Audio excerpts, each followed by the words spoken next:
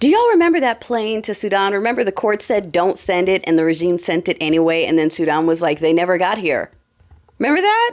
I'm not saying what happened over the weekend was that one, but I'm just saying for the folks who are coming into my comments going, I haven't seen this on a mainstream source. Are we sure this is real? And it's like, darling, you want to know the list of things you're not seeing on mainstream sources that we know about? Because it is now state-run media, state-run media, state-run media. Stop asking me to find confirmation in the state-run media. They're not going to say it. They're not going to go on CNN and announce that that's what they're doing. They're just doing it. Okay, there are people tracking the planes, and there are a lot of suspicious flights with cargo planes doing circles, okay, over the ocean and coming back. All right, so I mean, sure, it could all be coincidence. I didn't say anything. All I'm saying is, trust that gut feeling. When somebody's cheating on you, you know it.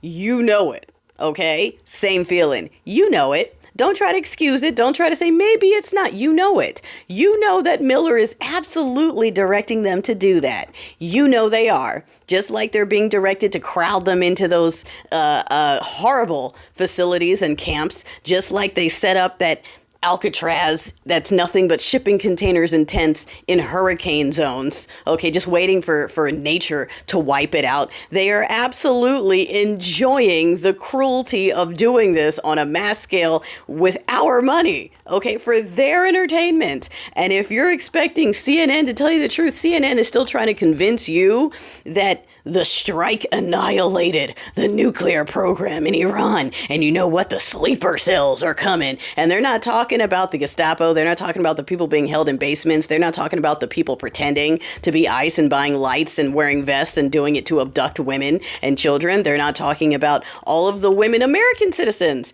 that are expiring due to the health care they're not allowed to receive. Okay, none of that is being spoken on. I could go on and on and on. LA, the events in LA that were relabeled as riots so they could release the Marines who are now running through the streets with rifles, pointing them at children. Okay, none of those things are being mentioned on the lamestream because they're trying to protect the regime. So sure, but I'm sure this is the thing they're finally going to speak up about, right? This was the thing that they're going to be truthful about and let everyone know that this was the thing. Come on.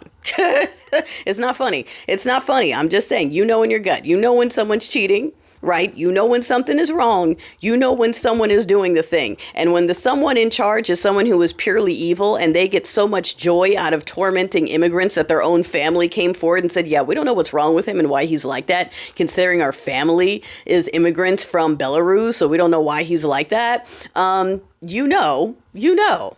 Okay? Stop making excuses for evil. Stop making excuses for evil. I wish some of y'all would make half the excuses for innocent people as you did for proud, evil white men. I wish.